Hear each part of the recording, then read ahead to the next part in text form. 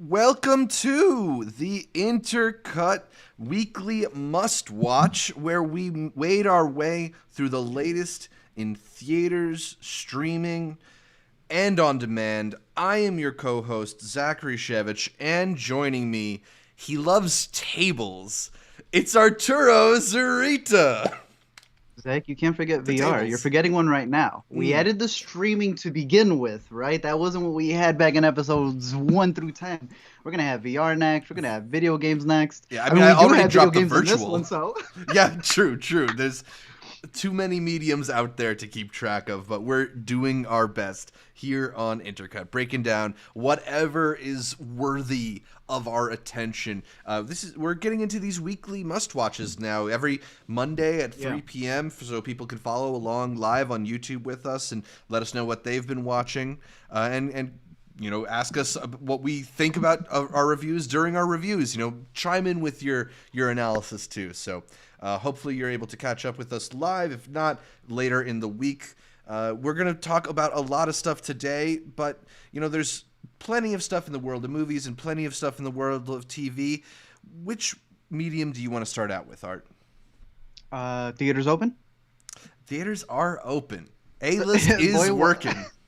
While they're open, man, we got to start with anything that's playing in theaters. And while we did have a big week, I don't know about your theaters. Mine were empty, man. Really? I went to go see my movies on a Saturday this evening, as we're talking about all the theatrical releases that we had this week, and I thought it was good. I thought it was kind of empty in my theater. I didn't have that No Way Home crowd that you talked about for a certain movie, but whichever one you want to start with, I still thought it was a pretty solid week for movies in theaters. I mean, let's go with the one that you're alluding to, because Uncharted was the big release at the box office this past weekend. Tom Holland has yet another franchise hit on his hands. It was, what did it finish at? Over 40 million, I think, for the weekend? I think so. Yeah, I think he topped at 1 with him still securing with No Way Home at 3. So it's just like every other one is Tom Holland. Exactly, yeah. Tom Holland is the box office in 2022. So Uncharted, it's the long-awaited adaptation of the famed Sony video game series about the exploits of Nathan Drake, a treasure hunter looking for vast lost riches with his partner Sully by his side, played by Mark Wahlberg in this movie. You also get some appearances from people like Antonio Banderas and Sophia Ali, Tati Gabrielle, a whole bunch of actors that I'm maybe not as familiar with as our leads. This is really the Tom Holland movie, like a big test of whether or not his status as a movie star, an action star, whatever you want to take it, carries beyond the character of Spider-Man, because it's not his first crack at the bat. We've talked about Cherry, we talked about Chaos Walking, and we're divided on that one. We've talked about Tom Holland's various attempts at movie stardom outside of the MCU, and do you feel like he's finally found it in Uncharted? I don't think Uncharted is terrible. Yeah. I don't think it revolutionizes movies the way it thinks that it might have. Not even the way that the game might have for a lot of people.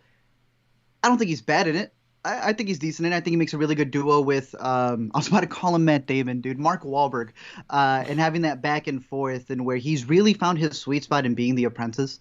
I heard a lot of people having this sort of epiphany, realizing that, oh no, Mark Wahlberg, who I grew up with as the main character, is now the mentor. And I'm like, all right, well, if you're dealing with that, now imagine all the kids who are so used to seeing him as the understudy for Iron Man, for Mark Wahlberg. Hell, when Will Smith was a pigeon, he was still the understudy for him, practically. So there's going to be a point where Tom Holland is going to be the mentor, and that's when people are going to have an existential crisis when they realize, oh damn, now that's my point. I already saw some people finding that, like, just Tom Holland being a guy who works as a bartender being beyond what they thought of for him, which is maybe says a little bit more about his face than it does. What do you mean? Like, just he's got this baby looking face, and it's weird for some people to even think of him drinking alcohol and serving alcohol. I'll put it to you in two ways. It's weird for some people to think of you drinking alcohol, but probably, right? They're just like, why? Too much espresso for that man as well. Yeah. The idea here is that he has not aged. There was a meme going around about how we saw him grow in front of our eyes in the MCU, and there's a scene in Uncharted where you see a younger version of him played by a different actor, and it transforms into Tom Holland. Mm-hmm. And I'm laughing because I'm doing the math. I'm like, oh, he's finally not playing a high schooler. Mm-hmm. If you do the math, he's somewhere in his mid-20s to late. Yeah. And I'm laughing because in the Spider-Man movies, they took a picture, a frame from him and everything. Boy hasn't aged. You can rearrange the pictures, don't ever know. Bartending, Zach. This is the worst bartender I've ever seen in a movie. How can you do so much and yet so little? This boy, he's got one trick. To be one trick, and he does it over every during a fight. He'll time. do it. Towards the end, he'll do it. And then what does he do? He does the biggest cliche that a bartender does in a movie. Can I get a beer, sir? You ever been to a bar? You don't just ask for a beer. Can I get a spirit? It is the goofiest thing, but he did train for it. So yeah, apparently Oscar nominations. You couldn't get it for Cherry. Uncharted didn't work really. Like, was he wearing a Spider-Man mask? Like, how do you not get noticed bartending? It's not like he hides his face during the movies, you know? You know what it was? It was the way he was spinning the... Oh, yeah. Look over here. Did it live up to you, I guess? Whoa. Look, I can be Tom Holland. No, not at all. I didn't enjoy this movie even one bit. That wasn't the case for the crowd that I saw it with. As I mentioned on Twitter, they broke into applause 7 times during my screening, 3 times during the scene where they find the gold. Like, what? Not exactly the kind of film where I feel like it deserves that rapturous applause. But to you, Zach, but when your gamer points and you got all the trophies and you played all 4, this is that Bible right there. I will say this for gamers. Yeah. They have become the new book readers. Because people will come out of it being like, it was decent, but it's not better than the game. Yep. You should go play the game. Yep. So, obviously, I will say that. I think a lot of people who have played Uncharted realize it or know it as this movie, practically, Indiana Jones, where you're watching these expansive cutscenes, but then you get to actually be in the game and you get to play it. So when you're adapting that into a movie, you know, it's the age-old question, how are you taking something that the viewer is actively participating in a video game and just having them sit there? To me, it has to be more realistic. You know, we're dealing with the Mission Impossibles of the world nowadays, where you actually have Tom Cruise jumping off of a plane. So when I'm seeing an extended sequence, which begins the movie, as you see in the trailers, of him falling from the top, one of the biggest stunts from the game, and that's also a bigger scene that they finish up later, you are still wondering, is this any different than the graphics I got in the game, especially now that they remastered them? Thomas Cruise Mapother would be so disappointed in Tom Holland. He would never be in the movie like this. It's so artificial that, I mean... Would you give his last name? Mapother, I think that's his birth name. I don't know. Anyway, it's just like there's no actual sense of risk to these action scenes. Like, even there's one part where they're just running along roofs, I think just to have a scene where they're running along roofs because they haven't started a conversation. Cool, though. It's always cool to run along roofs, but like it's basically they start a conversation, run along roofs, and then finish the conversation without actually doing any fighting. That's the game. Maybe that's an ode to the game. Look, so I think ultimately though, what bothered me was just how they stripped any kind of real personality out of this movie and out of the filmmaking. Like, it felt very boilerplate. Like, if you told me an AI wrote this movie, I would believe you, you know? And some of that is in the edit too. There's a moment that a lot of people were making fun of on Twitter where that's in the trailers where Tom Holland makes the joke about Mark Wahlberg wearing the tuxedo and you're too old for prom. That moment isn't in the movie, and there also isn't really like an introduction to Mark Wahlberg's character. He just sort of shows up in a way that shows that this movie was kind of hacked apart, and you don't get that flow, right? Like, you don't have, this is the character's entrance, you have to pay attention. Like, it's missing certain bits of filmmaking that help establish the rhythms of a film like this. Ultimately, when it gets to that like crazy big chase towards the end, it's big and goofy enough that I was able to enjoy it. But I think all the bits where they're building character in a way where you're supposed to get invested in the future of this as a franchise, it was so rushed and it was so drab.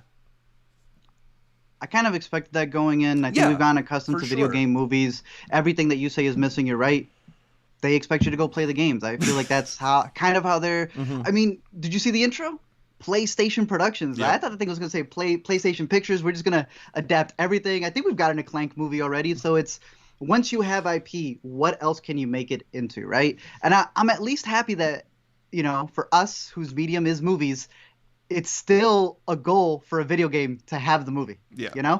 It's not so much the movie having the video game while there are, several out there. It's still when will the video game get its movie adaptation, which I think is really good for the medium that we adore and work in. In terms of its adaptation, no, it's not going to be anywhere close to the game. I did not mind the characters. I did not mind the banter between Wahlberg and Tom Holland. Yeah. I think a lot of that comes from the director. We were saying this last week when we were like dismissing him, and I was like, wait, no, that's Ruben. He did Zombieland. I think he does a really good job with tone. He does a nice job doing a back and forth with two characters who start off as strangers, come together, and are able to establish a relationship. It wasn't so bad for me. I didn't think the chemistry was too off. The flow of the movie and its editing, for sure. Plots here and there that you don't get too much of. For example, Antonio, he plays the bad guy in this movie, and he's playing it very sinister-like, right? He's got this really cool line where he goes, they're bidding for this cross right here, and my family, man, we fought for this for so long that I personally feel too much bloodshed was shed. Anyways, I'll see you inside. He's got this menacing presence to him. Yeah. And then they kind of literally cut him off too short. Yeah. I think that we're in a time where if Uncharted 1, 2, 3, and 4 are video games, Uncharted 1 is a two-parter. If you're going to have the IP, then play with the IP. Mm-hmm. Spider-Verse played before this, the trailer. They're doing part 1 and part 2. I think that we are now in the era of IP and big blockbusters that people don't mind an Infinity War part 1, part 2. People don't mind you actually doing the story and giving it justice because they know that in the long run, Dune. They cast these two. Dune. Oh, thank you. Thank you, Zach. Exactly. That's a great example. Mm-hmm. They cast two overly young people from the characters that they are in the video game. They want them to age have in. These for a while. Yeah. So give them enough movies then. Yeah. I think fans are liking it. That's the thing. Fans are liking it. Like my screening was full of the kids getting fresh out of their high school classes who are big Tom Holland fans, and they were all really satisfied. So we're going to get more of these movies, and I kind of just hope that, like you said, they grow into their characters, they kind of grow into the writing. Maybe when they feel a little bit like less burdened with the idea of introducing this as a series, they can actually focus on giving us some enjoyable scenes. Can you explain to me what the line, "Sully doesn't have any friends, I should know I'm one of them" means? That they were friends and now he's an acquaintance. So you kind of lose one. You kind of lose one, Would you rate this one? I'm going with the 2-star on it. It's weak. It's weak. Story-wise, I give it I think it's worth a rental if you're at home. Just rent it at a decent price. But if you are a big Uncharted fan, there is a couple of IMAX sequences that are shot in IMAX. Yeah. And they do them pretty well. So I would give it a junior price if you're a super fan. Catch those scenes in IMAX if you wanted to. The boat scene is so dumb. Park the boat, Zach. Yeah. Park the boat, then go do the chase. Also, and it wouldn't have looked as cool. Also, how is this thing just not crumbling the instant you try to lift it? A lot of weird logic in this movie, but whatever. It's not that kind of movie. It got goofy and kind of enjoyable by the end for me, but yeah, it's That's not. That's all you can not ask smart. for, I guess. Yeah, definitely way more national treasure than Indiana Jones, even though they keep trying to make the Indiana Jones comparison. Mm-hmm. Hey, I appreciate the shout out.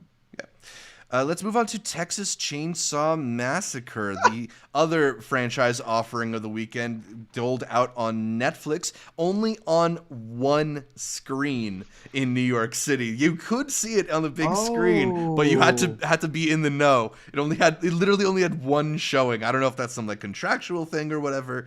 No driving in Texas? They should have, right? Like this is the Imagine kind of a drive.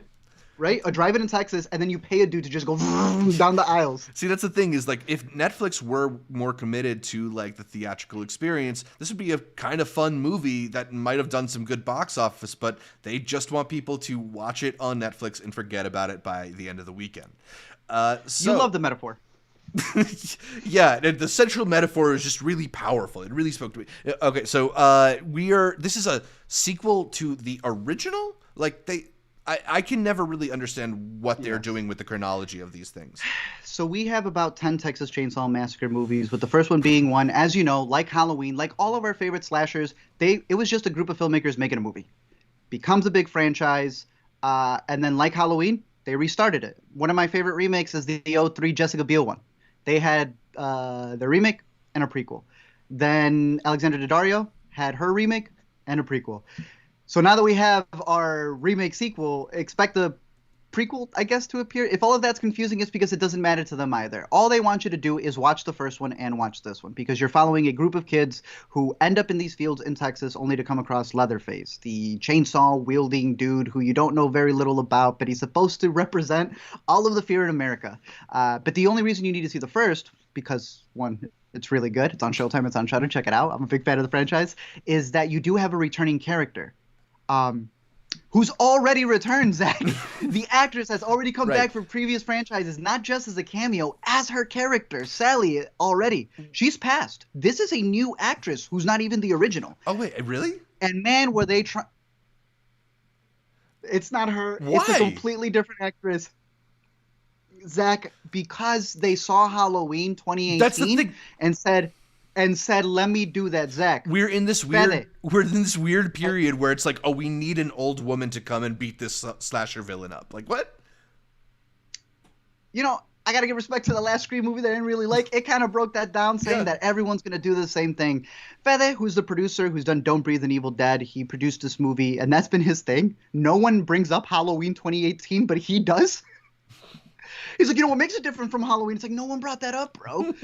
He really wanted this to be an amalgamation of that, of how do you bring the legacy characters and do a little flip on, you know, the old coming back to face that PTSD that they had, along with the new. Because if the first one was hippies coming into Texas, this is I guess they call them the Gen Z gentrifiers.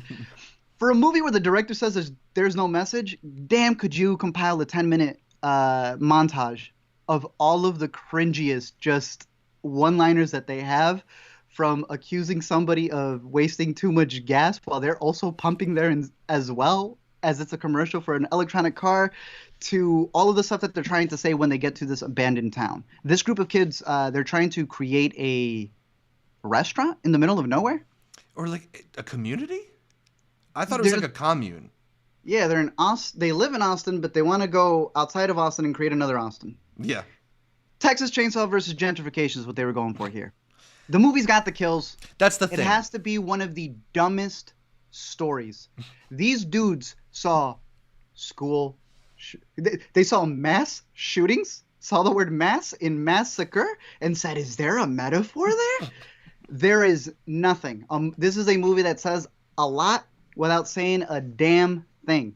That said, I kind of like the kills. And if that's what you're going for, I think they did a really good job. I know they paid homage not only to a lot of the classic movements that happened in the original one, but they got the old chainsaw from back in the day. I thought it still delivered the craziness that Leatherface is supposed to bring, the anxiety of following the characters along, even if it's probably like mid-tier out of all the ones that have come out. I don't think it's the worst Texas Chainsaw.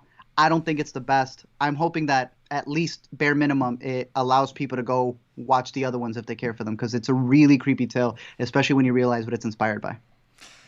Yeah, I mean, I think that a lot of these, especially modern horror movies, try to be about something, you know, it like capital A about capital S something. And yeah, and it's almost always completely unnecessary and doesn't feel like it actually sticks the landing. I kind of just looked over a lot of that stuff, and like you said, the thing you're there for is the Texas Chainsaw Massacre. They gave you a big Texas Chainsaw Massacre in this. Like there are those kills that are really creative. And the bus scene, bro. Yeah, the bus scene is nuts. I mean, the script when it got to the bus scene, it literally says, the actors were like, when we get to that scene, the script said the massacre begins, and that's kind of dope. Right. So, like, I mean, I personally don't like this style of movie. I've never been a slasher movie person, so I did not enjoy it very much. but I kind of think it delivered on what you need from a movie like this, right? Like if you're going in it for big chainsaw kills, you're gonna get big crazy chainsaw kills. Even the final moment in the movie, something that I personally really did not like, it was deeply upsetting, and I kind of feel like that's the thing you need leaving a film like this. So I don't know if I want to say it was unsuccessful, even though I didn't enjoy it, but I didn't enjoy it. It can be a bad movie, but it's not a bad Texas Chainsaw movie. Yeah, and it delivers on those. I've seen fewer of them than you, but I don't get the sense that this is like any worse than any of the other sequels. No, Zach, it's not. But yeah, it's if you're looking for just crazy visuals, I think this carries a lot of them with it. But I wanted to care more about the characters, and I think that that's what the most effective Texas Chainsaw Massacre movies allow you to do. You're with them, and you're wondering, where would you go? And here, I was just questioning, why is your foot leaving the bottom of the bed to move a mirror so someone can see? You want to know who else could see? The Texas Chainsaw Killer, bro. Right. It's fine. It's there. Check it out. But check out the original and check out some of the other ones, and especially the 03 one. They say it's going to be on Netflix. It could be blasphemy. I think the 03 remake is one of the few remakes in history that I think is better than the original, bro. I'm going to go out on a limb. Really? Is that Jessica Biel? Heavy. Yeah. Yes, sir. All right. Cool. It's great. It's honestly really well directed. We watched that one as we were working for the LME for the upcoming on this one, and that's a horror movie, bro. All right, cool. Good to know. Moving on to the other surprise success at the box office this weekend, Channing Tatum's co-directorial debut, Dog, did pretty solid business over the weekend. Made, I think it was around $14 million at the box office for a seemingly family-friendly animal comedy. It's not expected, but these movies tend to do pretty well. So I don't know if we should necessarily be surprised. I think just a lot of people were mocking the trailer and mocking the fact that it's just called Dog. But it kind of seemed pretty sweet. And from what you told me, it actually is pretty enjoyable. It's not bad, bro. We kind of had a good time with it. It's not a well-made movie. It feels very stitched together, and it's not like solid directing. But what it's getting away with is heart. Yeah. It's practically those Facebook videos of a dog having its owner come back from the military. It's a cheat code. You know you're gonna get people with that. Somebody saw one of those TikToks and was like, "We got to turn this into a feature." No, it literally is based off that, and it is that as a feature film. I think the surprising part of it isn't that obviously people were going to enjoy it in some factor. It's that it's a little bit better than average, just a little bit with some of the stuff that it's saying, but it's also that the box office of 14 supersedes Spielberg's West Side Story. In the Heights. Someone put out a whole template of, in these 3 days, this is how much more money this movie got. That's crazy. But shout out Channing Tatum, man. This would have been a perfect Valentine's Day movie over here. It is the story of Channing Tatum, who obviously served, and they had this dog. I believe the dog was Lulu. And the dog itself has now been decommissioned for two reasons. One, it's too aggressive to be out in public, considering that it was overseas, helping the troops find whatever they needed. But it's also its owner has passed. Channing Tatum needs to take care of the dog and deliver it over to pay its respects for the funeral. But then also the dog's going to be put down. It is a road trip movie with Channing Tatum finding himself while also finding the dog. It wasn't the dog that rescued him, or it wasn't him rescuing the dog. It was the dog that rescued him. There's all these shenanigans that happened, some of them which were pretty out of pocket. There is a wet Channing Tatum. We were watching, I was just telling you, Jessica Biel, completely wet in Texas Chainsaw Massacre. Alina was like, I don't know about this. There's no reason for her to be wet. I'm like, I don't know. It's an artistic choice. You gotta respect the director's vision. The director's vision. We go see Dog. Channing Tatum go out into the ring. Gets wet for no reason. I look at Alina. Alina goes, you have to respect the director's vision. Who's the co-directed by? Channing Tatum. He knows what the people are there for. He knows what the people are there for. Honestly, I would have been mad if he didn't give us that either, because Channing Tatum is there to sell that. And that would have been a perfect Valentine's Day movie for a lot of people, with it still having this heart of it. They used a dog almost in a way to represent veterans. you find a way to pitch this dog and its PTSD, the trauma that it has, and you almost see the audience be more sympathetic for the dog than they would a person. And I found that so intriguing because at the same time in this journey, they're meeting a bunch of other veterans who are in different states, and they're seeing like, how have you gotten to this point? So there's a lot of commentary that I was surprised by because I thought it was going to be a very pro support the troops, which I'm not saying that it's not, but it doesn't mind questioning it. Not distractingly Djangoistic or something like that. No, it actually takes the time sometimes to realize like these soldiers are conditioned to be these things, these killing machines, these killer dogs. What do you do with them? You are almost the same way that you could easily decommission a dog by putting it down. Are you not doing that to veterans? So I was surprised with the story that he was going for, and I think just overall it's very heartfelt. And when you get to that moment, so we were talking about the TikTok, Facebook clip. Yeah, dude, he kind of has one. Yeah. So if you wanted to cry your eyes out and you don't want to do that in public, perfect rental. Nice. But if you wanted to go out and catch a movie that wasn't this big old blockbuster, but something a little bit more heartfelt, it's not the best direction. It's not the best acting, even though the dog was really good. Go check out Dog as a matinee, a little junior price, if you will. Nice family get-together movie. Devesh says, my mom hates dogs. Would it still work? You might have to like dogs. Nah, she's going to get really mad at the dog. But then she'll also be really happy when the dog goes at people who deserve it. Nice.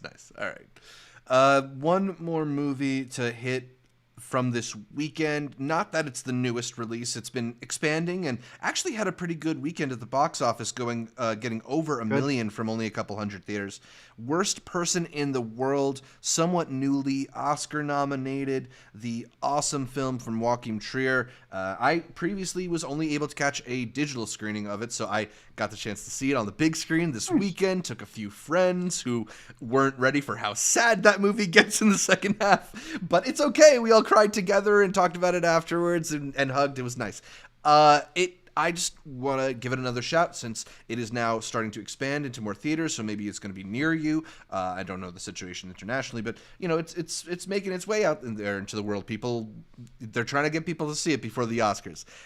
I still just think this is a really delightful movie. It would have definitely been on our top 10s had we chosen to make it among the 2021 releases. Just at getting at the experience of life, particularly life for someone who is of the age that millennials are at right now, where like you feel like you've gone through different iterations of yourself, but you're still kind of yourself. Like I think what's cool is it gets at the idea that people change and evolve, and a lot of times you have a film that's about a character's traits and that's who they are, right? And they don't waver from that. And this is a film that's about the growth that people go through. I found that really, really moving. I also was just devastated by Axel's final little speech in the outside on the bench, in the courtyard. Yes. Man, it hit so close to home this side. And just speaking as someone who literally is on here talking about movies every week, it feels very relevant. So I don't know, man. It is a very special movie. That screenplay is amazing.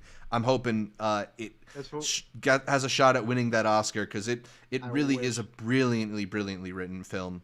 And the performances are beautiful in it, man. Too.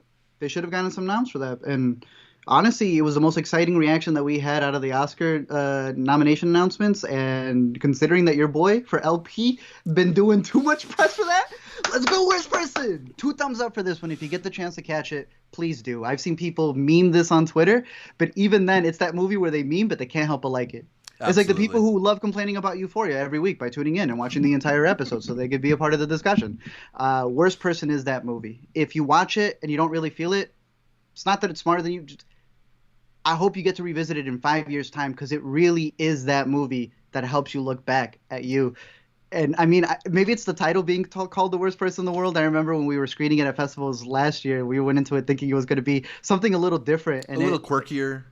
Yeah, and I don't know, it's exactly what it needs to be. And I hope the best for Joaquin in terms of what other movies he'd be making. And the actors as well, because I especially think she should have got a nomination.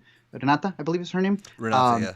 And then the dude solely off that speech alone, could have Anders. easily gotten a supporting, bro. Yeah. Easily could have gotten. Yeah. Did you see that New York Times article about him, that he's actually a full-time doctor in Oslo who acts on the side?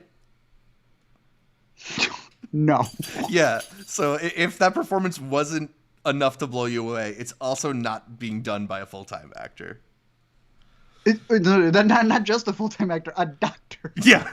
That's a little different. Literally, like he went from treating COVID patients to acting in the worst person in the world. It's unreal. Shouts to Elliot from Movie Files, who said worst person in the world broke me. It broke us too, man. Such a good movie. Fantastic. Anyway, let us shift towards TV, because I know both of us have been keeping up with Abbott Elementary. You were telling me like you gotta find something else to watch except for Abbott Elementary, because it's kind of that show right now, man. I think it has. I don't know if it has like the title belt, but it has the title belt for the like comfort watch division, right? Like it's the easiest hang, the best group of people, just the easiest thing to click on and chill out to when you need to relax watching some TV right now. I agree. We have one more we're about to mention right after this, which is Grand Crew. Mm-hmm. But if you were to bring in the How I Met Your Mothers, if you were to bring in, Alina likes this other one called Single Drunk Female. I think that's a freeform one that's on Hulu. Mm-hmm. There's a bunch of these, just like the easy watches. You know, you don't want to sit down and just watch Texas Chainsaw Massacre, the 10 hours of inventing Anna, a true story. You know, sometimes you just want an easy sitcom 20-minute watch. We eat up Abbott Elementary so fast that all I can say is gets our recommendation. It's on Hulu. I really, really enjoyed it, and I'm glad that it's getting the attention because Quinta is fantastic at what she does. Mm-hmm. This is what she dedicated literally the last 2 years of making sure she could get this off the ground, and it is worth it. Yeah. And it is. I was going to say, like, I just think shows like this often sort of don't get as much respect as something like a Succession or something like a Station 11 or Yellow Jackets or whatever, because they are light sitcoms. But I think this is a show that's like really, really smartly written in terms of how it's giving you the characters. Like if you pay attention to, they're making sure all the different characters get a little time together early on in the season, right? So that you get all the different dynamics, you learn all the different vibes that are going on. Even something as small as in the recent Tariq episode, they did a little bit of a callback where in the beginning Quinta is wondering like, why don't I know these things about this other character's boyfriend, and then in the end he answers all those things, but they don't pay attention. They don't like call out that it's a callback. It's just a callback if you've been paying attention. It's stuff like that. It's really smartly written, really delightfully acted. Definitely to me, it's overly smart, and it could be on HBO because she left HBO to work on this. But it's so smart that it realizes it has to reel it back. And I'm not calling it bad, but there's elements to it that I don't think are necessary. The camera bit, the whole office shtick. But she knows that adding that to it would make the show more successful than it being overly serious on a streaming premium network. That's the thing. It works to her. It works to her favor, and it's like I forgive it. I think it's dumb. I don't care for the little like camera movements, but it's what makes it more digestible, and that's the type of show that this needs to be. It makes it a very easy hang, and I think that's it. You talked about how it's not an HBO.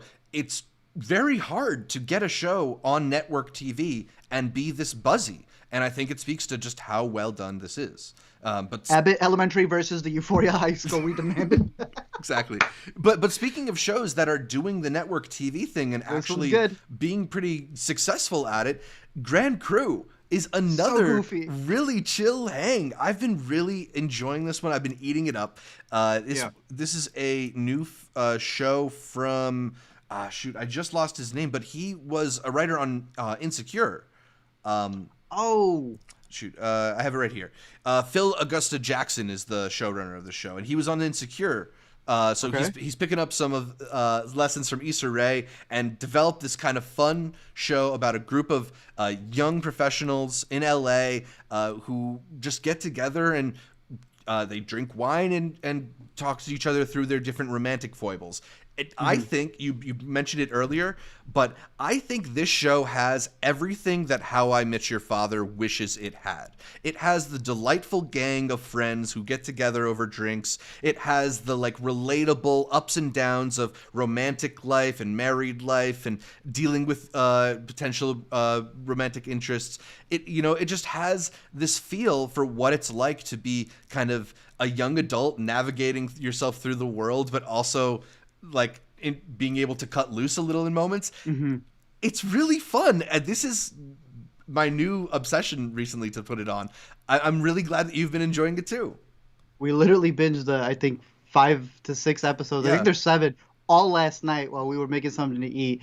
I think you're right. You hit it on the money. How I Met Your Mother, which or Father, the reboot. Yeah. I didn't hate. I think we talked about this a little bit in a previous It's episode. okay. It's fine, but you can feel that each character has been written to be an archetype, and they try so hard for the viewers at home. This is that character that you like, and this is the Barney Stinson type. Grand Crew doesn't need to do that. They are those characters. It's effortless. It doesn't need to pretend. And because of that, you get, like you were saying with Abbott Elementary, where the more you spend time with them, you start seeing how they would react to each other. And it really feels like a friend group, because you know when one person says something, you know exactly how 2 other characters are going to react. So you start feeling a part of the friend group. It's called Grand Crew as an homage to wine, and like you said, that's what they do. But I thought it was going to be like, not boring, but in the sense of like That 70s Show where they all just sit down, those scenes where they just sit down and get high. I thought it was going to be a lot of that. No, sometimes I forget that they drink wine. Sometimes I forget that that's like the premise that really connects them together. Right. Because you really are seeing this expansive friendship and all the different things that they do. And there have been some laugh out loud moments. We had a lot of ones where we had to rewind it back, dude. There's this one bit with a judge that happens in one of the earlier episodes, and it's how this one character responds to the judge that we were just dying laughing. So, yeah, I don't know if you got to the episode where they were working out, but the whole bit of those dudes working out together cracked me up. That might be episode 7, but it's really, really funny. Well, now you just got me more excited. This is a really good show. Again, I think this is an ABC one, maybe NBC. Yeah, ABC. But I know it's been over on Hulu. So really, if you got Hulu right now, you get the episodes. Maybe it's NBC. I think it's NBC. My bad. But yeah. By the way, Hulu gives you Abbott. Hulu gives you Grand Crew. Hulu gives you How I Met Your Father if you want that. And it also gets the one that I mentioned slightly, which was the Freeform show. What is Single Drunk Female? Female? Yeah, that one's pretty decent. I didn't care for it too much at first, but Alina's been binge watching it, and I've seen some episodes in the back, and they get pretty funny towards the latter half. So a lot of good sitcom TV over on Hulu. It's going strong. Yeah, I've been meaning to get into American Auto. I've heard some good things about that. So maybe the network sitcoms are making a little bit of a comeback. And I don't know if you call it a sitcom, kind of, but Letterkenny, I'm still behind on those 8, so there's too much on Hulu. They just announced a spinoff, Shoresy, this week. Yes. Movie Files, on the chat, he says that he heard it's like The Office in a school setting for Abbott. For Abbott, and yeah, it is. Again, I don't care for the winking looking at the camera, but I fell in love with the characters. I think that's why it's worth watching. I see Pink Sweet says, How I Met Your Father isn't bad, but so far it's proving why it shouldn't exist in the first place. But this is the IP that we have, bro. We're going to have probably Abbott High. That'll be the next one, probably. Yeah.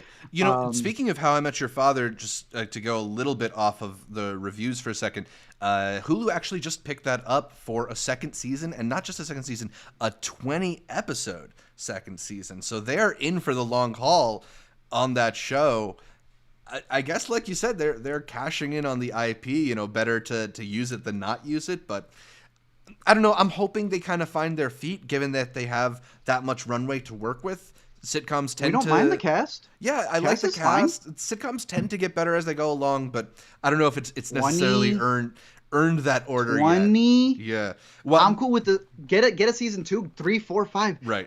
Don't bring us back to 20, Zach. We just got out of that.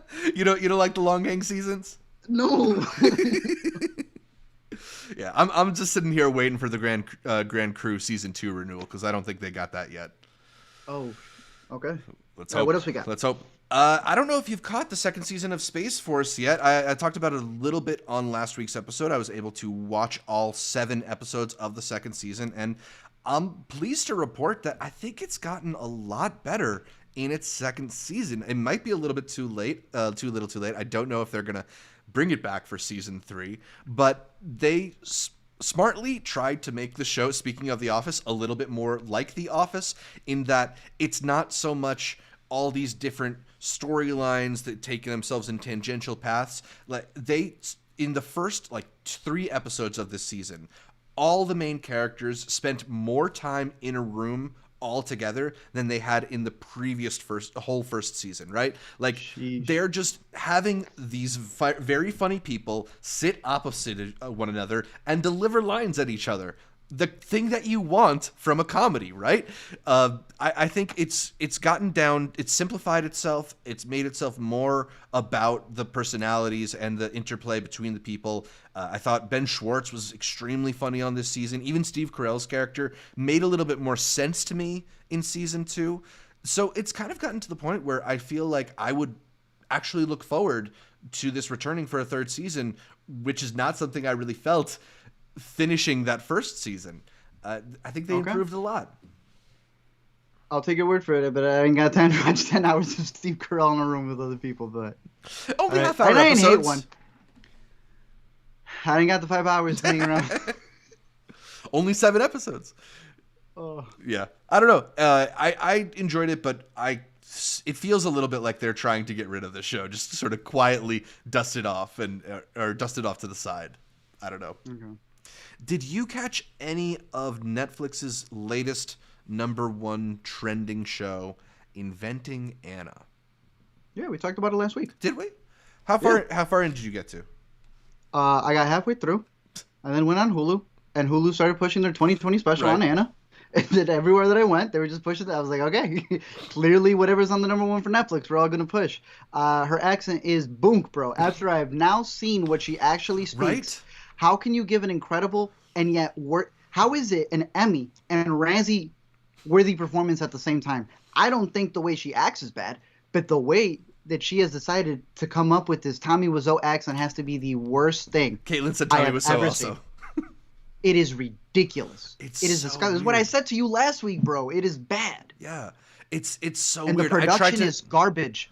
Take the money away that you actually gave the real Anna, because I don't know why we're ethically doing that anymore, and put that to the show. But you wanted to make a cheap show to immediately, Yeah, they spent all that money on Shonda's contract and not necessarily on editing. It's I don't know, man. The show, it has not terrible. It has an easy to watch quality to it, but it's just so kind of thin in terms of its characterizations, in terms of what it has to say, in terms of just how it presents its whole story. It's not lavish and exciting. It's boring. They're not people. This was point A to point B. This was the person who had this to do with the story. They don't feel like characters. Yeah. And more than that, I've now sat myself through this whole season of television. Oh, you finished it? I finished it. I could not sleep last night, and it provided me some company. And I just feel like I don't feel like I know that much more about what happened, if that makes sense. Yeah, I know some highlights, but it's broken down in such a lack of substance, with such a lack of substance, that I can't really tell you how this thing got started, or how she was really able to juggle it with and stay out of and keep it all afloat. It just sort of takes a lot of that for granted and expects you to not care.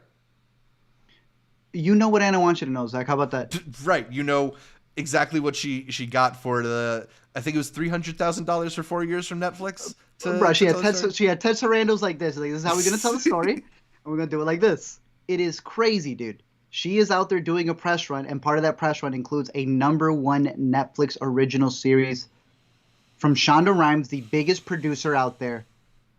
And these episodes are over an hour. That's the thing. It is long. It is slow at certain points. I just don't get. There's some times where I'm watching an episode and I feel like, all right, it must be over soon. And I check the time code and there's still 40 minutes left.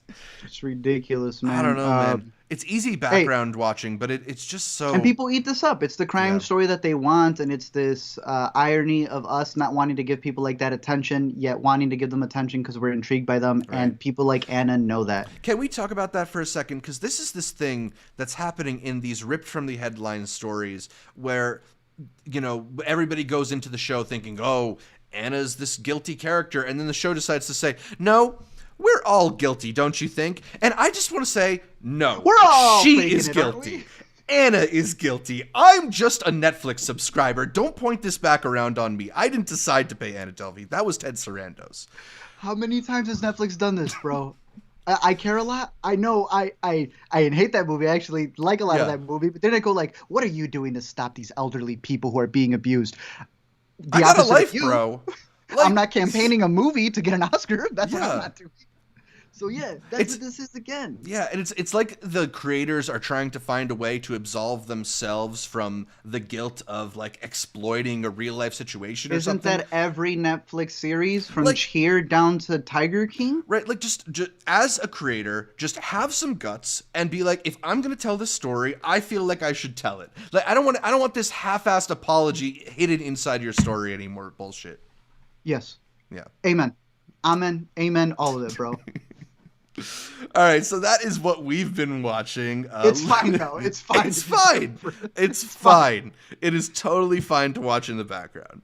Let us know what you've been watching. We're getting some comments from people saying Single Drunk Female looks interesting, and a lot of excitement over different things in the comments. Charles did ask us if we think Spencer being on Hulu puts Kristen Stewart in a more favorable position for the Oscar nomination than before. Yes, sir. We keep saying this, like all these streamers are putting their different movies available on different platforms. Drive My Car is about to show up on HBO Max. Even not if it's not the movie itself, you have the supplementary movies like the Lucy and Desi doc showing up on Amazon to help boost Nicole Kidman's chances. To help it, This is part of. Drive My Car is going on HBO? Yeah, dude, on March 2nd. Beep, beep, beep, beep. Yeah, Where's the first thing coming out then? I don't know. Hulu? I don't know. Probably because it's Neon, but I don't know when. Neon, right? Yeah. I'm for this. Power the Dog, when that got all of its nominations of 12, I thought the dumbest joke Jimmy Kimmel made was making fun of the fact that, it's 12 nominations for 12 people. So why'd you have him on your show? Right? Bro, your writers are boonk, bro. It's terrible. Let's talk about how different this Oscars is. Power the Dog would have been nominated any other year, and no one would even know where to go find that movie. Y'all are really complaining. You bozos are still complaining like it's 2017. You can't use the line, for a movie that's not accessible. It's on Netflix. Following its nomination, it re-went and boosted itself to the top 10. Yeah, it's not an obscure movie playing in 100 art house theaters. This is available for everybody. Our entire Intercut run, we have always talked about, damn, Zach, I got to go over to New York just so I can catch those screenings, right? That one screening of Texas Chainsaw and then all the other Oscar nominees that are going to be out there. You needed to be in those places. We now have accessibility for everyone for what, $14.99, and where you still find a way to complain? Nah, that's dumb. It is the most accessible year that we've ever had. If a movie isn't on streaming, that seems out of pocket. Even Nightmare Alley's on 2 services. Everything's practically on a service, except for the very few that at least are playing in theaters from Licorice to Worst. But I think it is fantastic to be able to have that ability to see it. And I think the people who don't like it are the people who are mad that they don't get to flex anymore, that I saw a movie and I know more about it than you. If that's the only joy you find in life, then damn, bro. I don't know what to tell you. I love the accessibility. It's that, and then it's the people who just don't understand what the Oscars even are, right? Like, this isn't an award for the movie that the most people saw, right? This is a movie about craft, and it's chosen by people who are in the industry who decided that this is the most highly crafted, well-crafted set of films that are out there. And I think, when you look at the box office and you see that Worst Person in the World did over $1 million this weekend, when you see that Drive My Car is selling out cinemas for some locations. Movies are back, baby. That stuff doesn't happen without the Oscar nomination, but the Spider-Man No Way Homes are going to sell just as many tickets regardless. And I think people need to remember that that's partially why the Oscars exist. Many of these movies, these King Richards and Last Duels and to different extent, even Spencer's and stuff like that, probably just would not get made, or made at least for the budgets that they do get made for, if it weren't for these award shows awarding them. So I don't know. I'm tired of people. It's not that the award show Oh, so finish your thought. I was just saying, I'm Finish your tired. thought. I'm tired of people who don't actually like love movies trying to say what the movie award show should do. Yeah, again, it's the early box office during the pandemic where they were worried about the box office and trying to put those numbers on streaming stuff. And it's like, y'all are just box office analysts. You're not. You're just upset because you might lose your job. It's the same thing here. People just want a reason to be upset for it. And I don't know. I appreciate the fact that these movies are making the money at the box office and that there's screenings for them, because that was one thing we were dealing with last winter, was that there was just no showings for a bunch of the other movies. A lot of people couldn't see Licorice. A lot of people couldn't see any of the movies that were getting independent releases. But I really like this idea that, with theaters being open, people can go see it in a theater. People can go see it at home. A lot of these movies are also simultaneously playing in theaters and at home. That's awesome. It's great. Yeah, absolutely. So yeah, I think it's a good thing. And again, it's not the Oscars that make the movie. It's the fact that we put so much on the Oscars and not on the Critics' Choice or the Globe or anything. That's on us. Mm-hmm. We hype them up to a degree that it becomes an ecosystem where the movies want to get the Oscars to be able to put it back. We could just go watch the movies. Like you said, for Spider-Man, we do just go watch those movies, but these movies are left to only be represented in the one thing that we deem worthy, which is the Oscars. All of us who hate the Oscars and criticize them, at the same time, give it the power to be the Oscars and what it is. So, absolutely. Earlier in our episode, when we were talking about Uncharted, Hydrocats asked us, do we ever think there will be a good video game adaptation? I mean, we talked a little bit, we might have even talked about this on last week's live stream, that the Last of Us show upcoming on HBO is something we both have our eyes on coming in from the future. Craig Mazin being the showrunner on that. I think you were saying the director of Beanpole is signed up to direct at least some of the episodes, if not all the episodes. Some interesting actors attached to that as well. So I'm definitely excited for that to come out. Are there any video game adaptations that you would say are good already? Because, I mean, a lot of people like Detective Pikachu, but that was kind of... I saw that mentioned as well. That's I think it's a fun movie. But that's not... I don't know if I consider that like a video game adaptation much as a character from a video game. I know what you mean. Yeah. Exactly. I feel you with that. I'd say the exact same thing. So when it comes to like the Super Marios, it's like a variation of it to a degree. But it's that idea that we have had so many terrible video game movies that... I think when we get a good one, people mistake it as great because we're just so used to the garbage. Yeah. I think Detective Pikachu's a fun one. I think Arcane's a fun show. I think we're getting to that point where we're now realizing what we can do with these characters. Because Dr. Pikachu, like you said, is not an adaptation. Or Detective Pikachu. Yeah. I'm over here doing the doctor one. I got the spinoff already set. It's that idea that you're not just trying to adapt a video game, because that's not possible. You need to do it for the form. Yeah. And little by little, I think we're getting there. And one day we will get something that will really blow us away. Yeah. I think we've had really good stuff, but I don't think we've had a masterpiece. I don't know if you said this last week, maybe not, but also the idea of using TV rather than movies for your adaptation, considering how big video game worlds are, it makes a little bit more sense. Like, if you like a video game, part of what you like is living in that world, and TV can give you a better sense of that than a movie, which is more contained to, like, this is the story we want to tell. Great point. Yeah. All right, so let's get into the new to see and talk about some of the upcoming releases over the next week. Stuff to look forward to. First off, on February 20th, that was yesterday, we got Mr. Bachmann and His Class, which was now available on Mubi. This was like a big award winner, I think, in Berlin. Oh, was it? But yeah, I haven't heard that much about it, but it's on Mubi. Feel like maybe it's worth checking out. There's also a few stuff like Dunk or Die coming to digital. France is going to be on VOD. We talked about that film Léa Seydoux, back when it was in theaters. Bruno Dumont's latest. Give or Take hits DVD. Hard Hit hits digital. Destination Fear is on Discovery Plus on February 24th. But the film on February 24th I'm really excited for is Hellbender. We caught this one at Fantasia Fest last year and really enjoyed this family tale of witchcraft. It's a really cool little movie.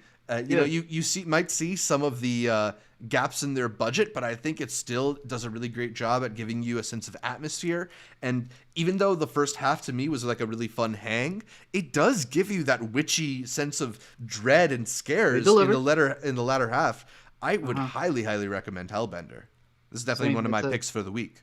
Yeah, this is a family starring as said family, making the movie themselves, passing the camera around whenever one of them is not on screen. We love that. Catch it on Shudder when you can. Very, very cool. On February 25th, there's a lot of releases, including Big Gold Brick in theaters. That one has Andy Garcia, Lucy Hale, Emery Cohen. The Burning Sea is in theaters and on VOD. I think a lot of people have been talking about that. Butter hits theaters. Caged Bird is on virtual. Creation Stories hits AMC Plus as well as VOD. It's one of the first ones of these RLJE films AMC Plus team-ups that they're doing, where they release the film and they put it on AMC Plus, I think. But I think the first notable one that we want to talk about heading into this weekend is Cyrano, which finally expands into more theaters. I think most people who are close to a major city should be able to see Cyrano by this weekend. It did not do as well as I think they were hoping to at the Oscars. I think a lot of people had Peter Dinklage pegged as a potential Best Actor candidate, and he missed out on that. It's the latest film from director Joe Wright, who I find to be pretty hit or miss. I mean, a lot of people really love his version of Pride and Prejudice, as well as Atonement. Darkest Hour did pretty well at the Oscars once upon a time. He's got some stuff like Hannah and the Soloist and Anna Karenina. Are you a fan of Joe Wright, and specifically his film The Woman in the Window starring Amy Adams? The one that should have been nominated. I mean, I grew up watching Pride and Prejudice and Atonement. I had people who really liked those movies. Yeah. And I think he's a fine director. I really like how he's approaching this. I know he got rid of the nose aspect of it for the story of Cyrano, but he made it a musical in where he actually recorded them on set, and they're supposed to be like flubs and everything, and he wants to use all that to mesh in with the themes of what Cyrano's supposed to be about, being your true self. All right, all interesting. That cast, dude. I'm there for Peter Dinklage. I'm there for our boy Kelvin. And then Haley Bennett. That's what I'm there for. It's the cast that's really bringing me into this one. Not to mention, there's a surprise Ben Mendelsohn lurking in this movie somewhere, and I'm always there for Ben Mendelsohn. Ooh, okay. Yeah. Let's do it. Yeah, this is one of my most anticipated for this week. Yeah, one of my picks for the week as well. Another film that's coming out in theaters is Desperate Hour, starring Naomi Watts. She's in a lot of these kind of like a lot of hours. Yeah, the Wolf Hour, Desperate Hour. She's not in The Hours, is she? No, but maybe she should retroactively. Okay. We can put her in that one. Put her in there. There's a movie called Family Squares coming to theaters and VOD. I feel like we've been getting so many of these Zoom comedies, and this is like maybe the last one. Like the things cast, though. Yeah, huge cast in this one. Ann Dowd, Elsie Fisher, Judy Greer, Billy Magnuson, Margot Martindale, Sam Richardson, Timothy Simmons. It's I don't know if that's your vibe. Maybe check that one out on VOD. Friends and Strangers hits the Metrograph. Gasoline Alley hits theaters. That's another Bruce Willis straight to VOD action movie. My Best Part on theaters and VOD. Also hitting Hulu is the film No Exit.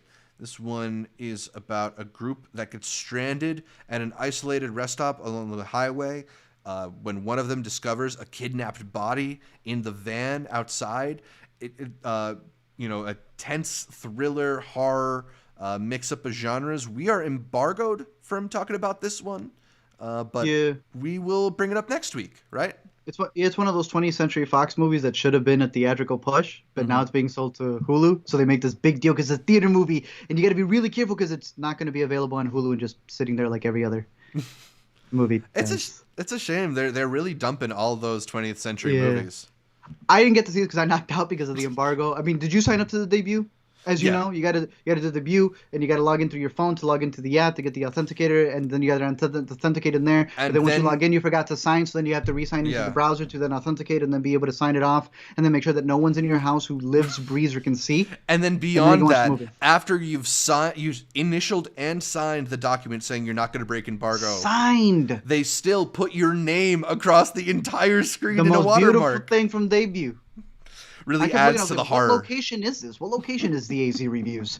But We can't even say anything, so I don't even know. No exit coming to Hulu soon. Yeah, well, we'll talk about it next week. Rookie Season hits theaters. Servant hits virtual.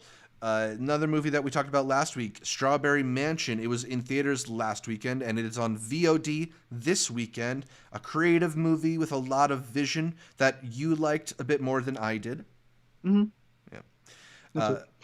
I'm done. My Strawberry Mansions is done. Yeah. We've talked about it so many times. We've talked about it enough. But this one, I saw the trailer too, and I went to go see one of the movies in theaters last week. It looks goofy fun, dude. It looks like goofy fun. Yeah, it looks like it could be a fun time. Studio 666, starring the Foo Fighters. I mean, it seems like a bizarre idea, but maybe it'll be a fun time.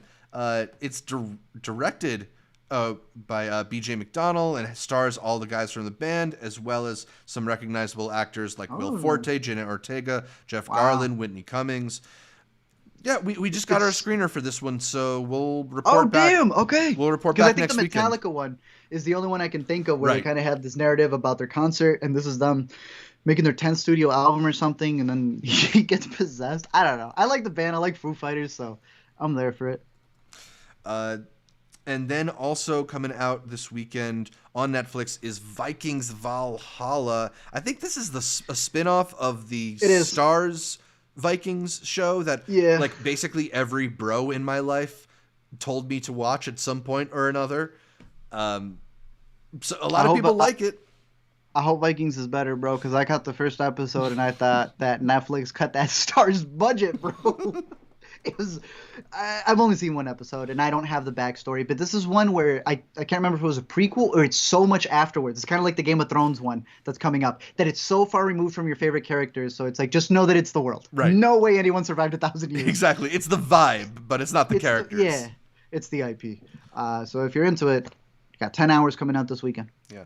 It feels a little bit like studios are starting to clear a path for the Batman. Like, nobody wants to be the movie that has terrible week 2 numbers because the Batman comes in and just eats up the entire box office. Hey, they heard that your boy did not sleep for the Riddler role. He hasn't eaten. Did you read that article? I did. It's so funny. He's just so like, I worked up a lot of adrenaline and it was hard to sleep on those nights. Like, it wasn't anything like what people are making it out to be. And then Twitter was like, he hasn't dreamt in years. It's dumb. Yeah, it's dumb. I don't know if you got your screening. I had bought, for those of you who don't know, you have an AMC so it comes out next Thursday. Mm-hmm. You have your AMC Investor Connect screening, which you do not need to be. You just tell AMC you are on the app. You got Dolby screenings on Wednesday. Then you got the advanced screenings on Tuesday for IMAX that are the fan events. Those have sold out like crazy. But I think we got to press one this Thursday. We're going to be going to it. So I am so excited. We have a bracket that we're working on going through the 16 films of all the Batman movies that shows him. So no Justice League, either cut. But there is so many great Batman movies that have been out there. We will be including this new one as well. So if you want to join in on an upcoming bracket, this is your heads up to start binging all of the Batman goodness as we compete to see what is the winner in our Intercut bracket. Absolutely. Devesh asked us if either of us caught Kingsman this week now that it's on Hulu. I'm not. And HBO. Oh, wow. It's doing the double also. That surprised me. I have not seen it yet. I've been waiting for it. I am not the biggest fan of the Kingsman ones. I own the first 2 though, and I wanted to make like a timeline one. It's on Hulu. Still haven't watched it, but waiting on it because it's 2 hours and 15 minutes, and then Twitter spoiled it for me. And I saw Zach, Jojo Rabbit himself. The stupidest after credits I've ever seen in my life. And I know you know what I'm talking about. Oh yeah, I definitely do. How this didn't get spoiled to me it's unreal. Is beyond my belief. Other than now that we have it in full quality, people weren't going to make it go viral until you actually had it in HD. And it looks so dumb. It's so stupid, man. I can't do it with those movies. It's really bad. Like, Zach, have you seen the last episode of Curb Your Enthusiasm? The finale? Yeah. Okay, just wanted to know. Was that crossing a line? I think Larry knows how to do it. I think he knows how to cross the line delightfully. He took the step in the right direction. Right. Is what you're saying. I think Kingsman and the series. You're the first person I thought of when I saw that bit. The finale. Good. Alina looks at me and says, "There's no way in hell Zach saw this and didn't tell you anything." I'm glad that I've established my brand. So But, skip Kingsman, watch the yeah, finale yeah, of exactly. Much better Kingsman off. instead. Wow. Uh, Wow, Zach. Wow. wow. So no, Devesh. I've not seen Kingsman, but I've seen enough. Now that we've gotten to the end of the new to sees, what are your picks for this week? Yeah, go ahead. Besides Cyrano that I'll be watching in theaters, along with obviously our advanced screenings, my theater pick for the week is the Dolby re-release. What is it? 50th anniversary of The Godfather. I will be taking Lena to go see it. She has never seen either of The Godfathers before, so it's going to be a fantastic time. It's going to be really cool to see it in Dolby. I am a big fan of going back to see, the re-releases of Jurassic Park and IMAX. So to see this movie up there, perfectly mixed. That's my pick for the week there. And then in terms of streaming, I don't think I have much other than the sitcom recommendations we had earlier, which was go check out Abbott Elementary, go see Grand Crew, go check out Single Drunk Female. There's a bunch of really good comedies out there that I think we were sorely missing. I think there was a lot of 2020 and 2021 where we were like, why are we so depressed? I don't know, sports are gone, all our funny movies are gone, everything's so damn serious. What do you think? Yeah. But we have this discussion all the time. They're like, I feel like everything's more political because we're not talking about anything else. Yep. It's definitely nice to laugh. Why is there so much football talk during February? Yeah. So please watch these comedies. Absolutely. They are great. They're delightful. Those are my picks. What you got, Zach? I'm with you in recommending Hellbender if you got Shudder and want to stream that. I'm with you in recommending Cyrano if you want to go to the movies and catch what I've heard is a pretty delightful movie, even if it didn't get as much Oscars love as they wanted it to. Also, if you're looking for another streaming option, one thing that I'm going to try and check out this weekend, or a week, I guess, is Attica, which is the Oscar-nominated documentary. What did you think about it? I guess we could talk about it next week when I... Crazy, bro. Yeah. Let me know what you think. Yeah. Cool. It's one of those where there's an HBO one, 40 Years a Prisoner. Oh, yeah. That one. Very much in that alley. It's cool. Looking back at an incident. And I'm curious your thoughts. We'll discuss that next week. Yeah, so I would actually definitely recommend Attica as Showtime. well over on Showtime. Lots of good stuff to do. Pink Sweets mentions, did they already talk about Severance back on the Apple TV Plus game? Yes, Apple TV Plus, where it's at. Except for they didn't send me the Severance screeners, so I'm behind. You ain't got Severance on your screener? I don't know why they didn't send it to me. They're usually so good about that. But yeah, you told me this one is really good. I went through all the Apple screeners, and that was the one that stood out to me. I was like, "Ooh, this is kind of intriguing." It hasn't popped off though. A lot of people talk about this weekly model for Euphoria and Boba Fett, and then forget that, guys, a lot of other ones are doing weekly models, and they get nothing. Yeah. So don't make a narrative when you also know that there's Squid Game that was also bingeable, Inventing Anna's bingeable. There's different models for different things. Stop thinking one's one or the other, but... Yeah, and we'll see, because I don't know how many people are subscribed to Apple TV Plus, and I think in order for that weekly release to work, you need people to be tuning into your service. And promoting? Yeah. Magnitude mentions that Attica not only is fantastic, but it is free on YouTube, which I didn't realize. Good looking out. Very nice. Cool. Thank you for the heads up there. All right, so lots of cool stuff to see in theaters, on VOD, streaming wherever you are. Let us know what you've been watching in the comments below or shooting us an email, intercutpod@gmail.com. You can also reach out to us on social media, at intercutpod, whether it's Facebook, Twitter, or Instagram. We're available on all those mediums. Okay, Art, should we get into our topic of the week and do some spoilers chat on Euphoria Season 2, Episode 7? Do a quick little talk on this, because this is the penultimate. Yeah, it's leaving our lives all too quickly. My favorite editing probably of any of the Euphoria episodes. And the craziest budget out of all the Euphoria episodes. Yeah, did not know that high school theater departments had that kind of budget, but shouts to Lexi getting her authorial vision through. Budget ain't even the problem, man. The moment that they had that locker scene one, I was like, there ain't no way in hell this is allowed. And there was a point of me when I was watching this, and I'm going, how can adults sit there and watch high school... Oh, I'm watching Euphoria.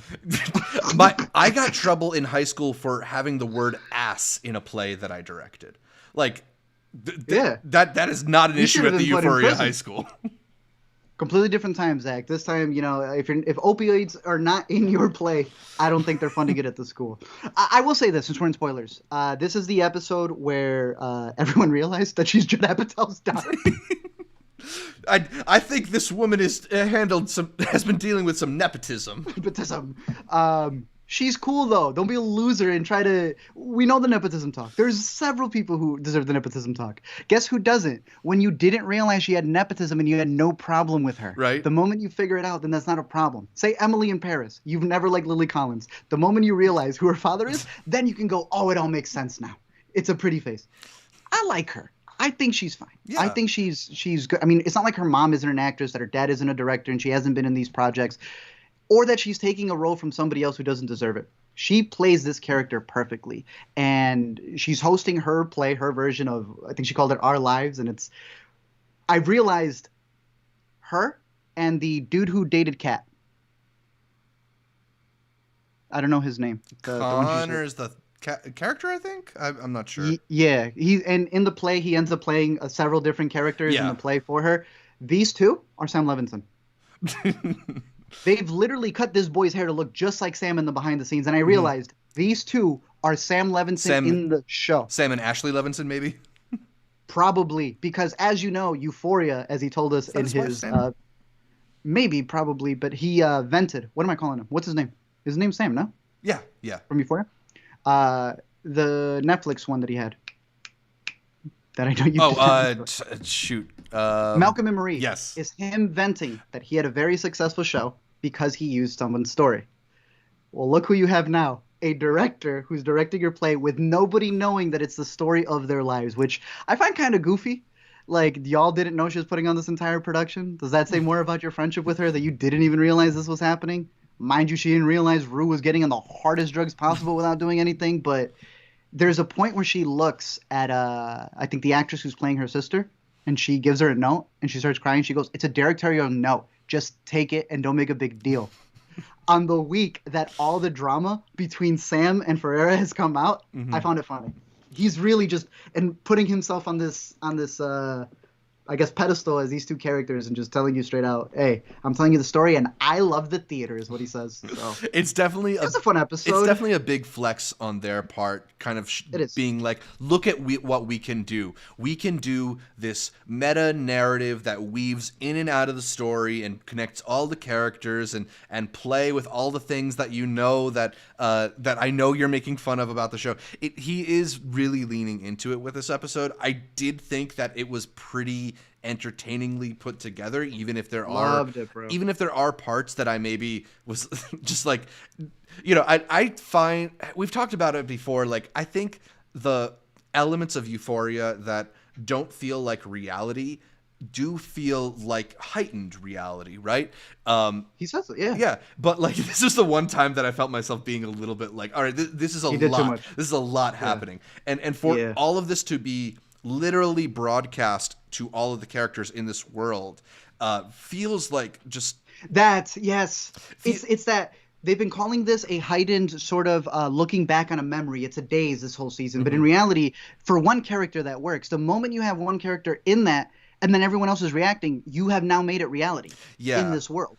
And it just feels a little bit like, it feels less authentic to the high school experience for me, right? Like, even when they show the characters doing the craziest things, it still feels authentic to high school to me in some way. And I'm wondering how they're going to deal with the fallout of, like, you've just broadcasted my life and my deep dark secrets to the entire high school, right? And I'm not sure that I trust Euphoria to handle the fallout to that in a way that feels intelligent and true to its characters. But fun? But it'll definitely be fun. It's definitely going to be a lot of entertainment next week when we get that. Nate, I would not come back to the school for a week. I would not come back to school. It's as simple as that. Yeah. The way Nate left, I'm not doing that. Why did he come back to school at all after he got arrested? Like, but that's a different episode. Yeah, there's actually a lot to talk about in this, but in terms of all of the other stuff that's going on, there's a big reveal with Nate in this episode. Mm-hmm. How did you feel that played off? without saying something that causes YouTube to shut down the entirety of Intercut. It's just a couple of frames. It's a really quick shot during sequences in this episode in particular where it is really becoming, I don't want to say certain directors' names who have certain styles, but it's becoming very dreamlike. Mm-hmm. It is becoming very fantastical, almost like, I don't even know. There's a specific sequence with Nate where he is interacting with several characters all in one go. And it's meant to like be his psyche of the different women in his life, but then also kind of answering a question that the mom hit him with last week, which is, you changed during a certain period in your life. Right. What happened? And it seems like they've answered it. And I agree with you. I don't think they're going to intelligently, what else did you say? Cohesively or anything like that, really get into that back story for him. But it's a pretty big reveal. Yeah. Yeah. I mean, I don't know. I think that I took it to be a little bit more of like a metaphorical reveal than like a literal reveal, but it still just casts a different light on his character and feels like a weird thing to shove into an episode that's only sort of like barely about him. Yeah. I don't know. It's weird because this episode is kind of they're billing it as like the Lexi episode, and she's the one who carries us through it, and so much of it is about everybody but her. Cassie. Why is every episode this season ends with beams of Cassie online? Especially after this one. Yeah. It'll be interesting to see how they resolve it, because the next week on hinted at a lot of kind of explosive things happening, if that's what you want to call it. I'm still enjoying the show, although I don't know if I find it as artful as I did in the first season. Even in terms of its dialogue, I think there's just certain bits that I miss. Yeah, I don't know. I'm still super curious about it, but it's a little bit. It's not as creatively thrilling or creatively, show-stopping, I guess, as I think I found the first season to be. You think we're so heightened with it? Like, the first season was a surprise. It's novel. That's true, too. Now you're expected, not only because of its own expectations of what the show set up, but because of everything else, that we're watching something that we need a little bit of leeway to. Season 3 comes out, and it actually does something bad, and we go, damn, we missed season 2. Right. It's possible. I don't feel it's crossed it. I agree with you that it's not as great as one, but I don't feel it's crossed it over where I'm like, because clearly no one's done with the show. This isn't one of those where people have stopped. In fact, more people continue to tune in because of those who praise it and those who gripe about it. And those who dislike it are there every single week. And I think that's a sign of an effective show. But the bit with Fez really pissed me off. I hate when an episode hints something and it's literally 5 minutes dragged out over an hour. Mm-hmm. Fez is one of my favorite characters in the show. I do kind of feel like I wish the play ended during this episode. So I saw the screener. Did it start with an overture? On the actual, I saw the screener also. Okay, because our screeners had they had the overture that begins it, and then it says to be continued, which is all right. Well, yeah, I know there's an episode 8. Yeah, that's how TV works. Even if you That's want to how say, TV works. even if you want to say it's one long movie. So we'll see where it goes. It was too much teasing on the Fez storyline, and that seemed pretty cheap to me. But I think it ultimately does come down to, for me, the same thing that we were talking about when we talked about episode 5, is that this show is best when it's focused. This episode gave it a bit of a focus, which is why I think it was one of the more interesting episodes we've gotten this season. But not every episode has felt as focused to me. Do you want to talk a little bit about the stories that came out this week about Euphoria and Sam Levinson and... So I'm not I didn't get to fully get in depth to all of it, and I've heard various sides of it. So whatever you tell me, I go off that, honestly. I mean, I don't know, man. Because I feel it's not complete either. I don't trust when people are talking about a story that was released, and then you're like, what are they talking about? And you go to your Twitter Explorer page, and Twitter's in cahoots with the Daily whoever shared it, and it's like, it's right there for you. I was like, this does not feel like a story. It feels like something. It feels like PR. Yeah. So I can't even really judge whatever they're giving us as being true behind the scenes facts or not. I think a lot of the stuff that comes out in these behind the scenes things, especially when it comes out during the run of production, is going to be extremely slanted, right? Like people who are leaking this type of information are trying to get a certain thing across. And I don't know if the true story really gets told until a little bit later down the line. I will say, just in like what I know about the film industry, 15 to 17-hour days are not that crazy at all. In fact, they're Okay, better. Tom Cruise. They're better than what a lot of productions do. I mean, like this isn't like that Alec Baldwin Rust shoot, right? Like they were doing 21-hour days on that shoot. That's very different. And as for the shot list thing, like that's how a lot of directors just work now. Sorry that not everybody is as talented as my boy Spielberg, but like modern directors, because of digital cameras and because of the way, I mean, I guess they're shooting on film, but they treat it that way. So that was a big deal. They were calling out it like being unprepared. Yeah, they were calling him out for being unprepared, and that extending the Matrix movie didn't have shot line. So it's like, yeah, you're right. You're bringing up something that is not necessarily a bad. It's like an industry standard. Yeah. Yeah, reshoots happen. Some people like to think that is a bad thing, but when it's their favorite movie, of course the reshoots needed to happen. Yeah. You could take that narrative either way. That's why I'm saying I can't judge this behind the scenes talk. Right. And like, so a lot of people like to bring up that not every set is like this way. And yes, like Steven Soderbergh runs his set really nicely. Clint Eastwood runs his set in a way that makes sure they get the one take and they go home. But like, you know, you get different. But if you want to be the show, yeah, like if you want this show, this is what they've done. And like, I don't know, it doesn't strike me as like an abusive situation. Like it strikes me as maybe like uncomfortable and not a fun job, but it's a job. I don't know. It doesn't seem like he's breaking any union rules, unlike a lot of other productions out there. I will say this. Do you remember Algie's character? I'm trying to even figure out what his character's name was. At the beginning, Algie Smith. He was Cassie's ex-boyfriend. Yeah. Only seen him once in this season. It was at the beginning, I think, when Nate is like, yeah, hanging out with Cassie. How was it? How'd she feel? That's the only bit where he gets so aggressive with him. Yeah. We've literally not seen that actor. Mm-hmm. To me, that is he is an actor who deserves to talk smack. Because if you don't recall, in the first season, they edited his scenes opposite to what he thought it was supposed to be when they kind of like abused him. So then for season 2, for him to not even be here, except for that one scene where he's belittled, and then you don't bring him up again until the play when he's just a bit. I don't know if you caught that. Yeah. Where they cast a guy sitting on the other football player. I'm like, people are complaining about Kat, but I've seen Kat. Right. She's had storylines in this season. She needs more. But Algie just disappeared, dude. I also think with the Kat stuff, like sometimes characters just sort of grow and lessen in importance in the scheme of a show. You know, like this season had more Lexi stuff than last season. Next season, I bet you will have more Kat stuff than this season did.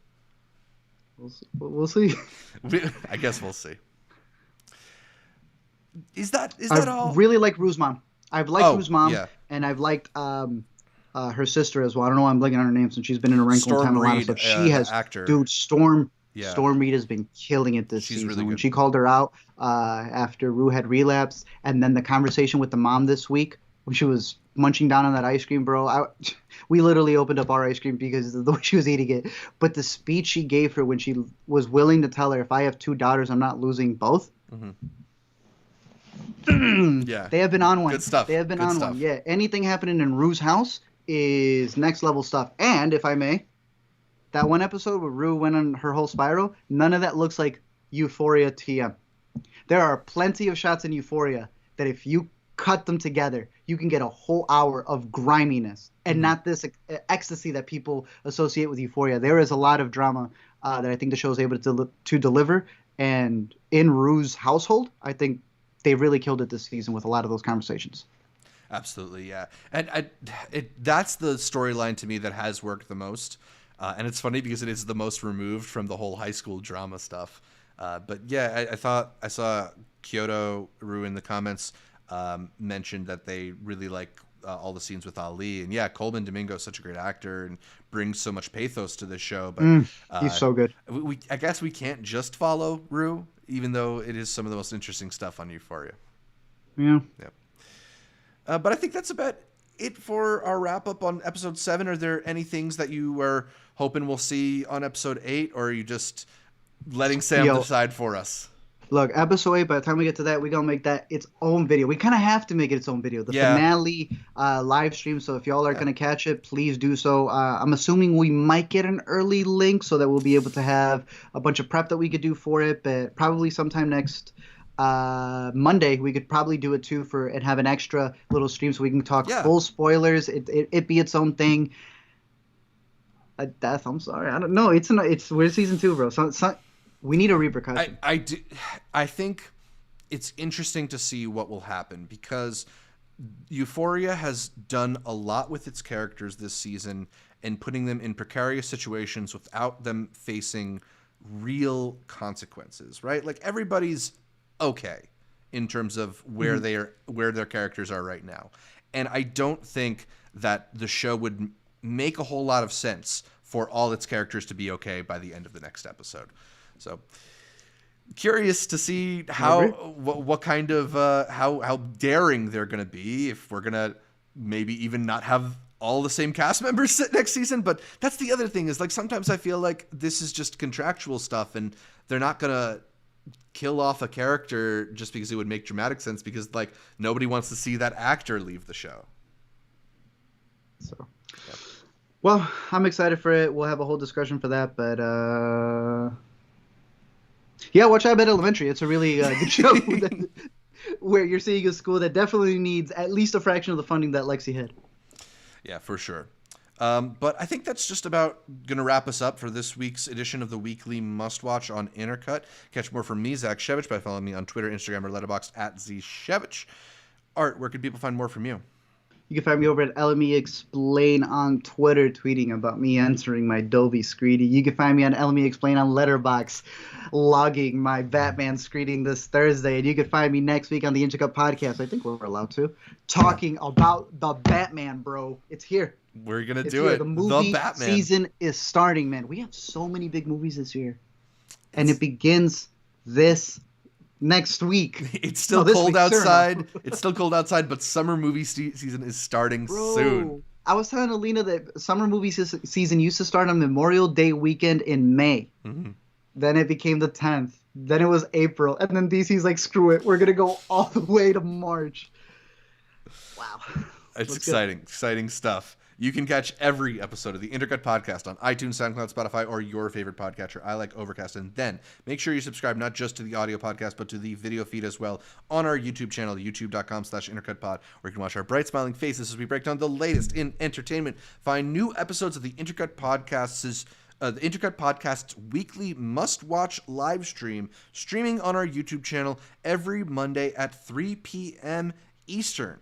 Please leave us a comment, like the videos, and consider heading over to iTunes to give us that much-requested 5-star review. Shout out and talk to our listeners in Denmark for putting us on the TV and film podcast charts out there. Like our Facebook, Instagram, Twitter pages. All of them are at Intercut Pod to get updates throughout the week from Art, from me, from all the guests we feature here on Intercut. You can also catch more from us by joining the Intercut Discord, which you can find a link to in the description of this podcast, and support the show for as little as $1 a month on Patreon to get access to early episode outlines, perhaps early looks at the show, and our monthly patron hangouts, which will be happening shortly after this. Yeah, so we're looking to cover all the stuff for the upcoming month, play some movie trivia, so hop on. Yeah, so if you're on the live stream, you got a couple minutes left to join us in our monthly patron hangout. But that's about all for this week's show. Thanks again for tuning in, and until next time,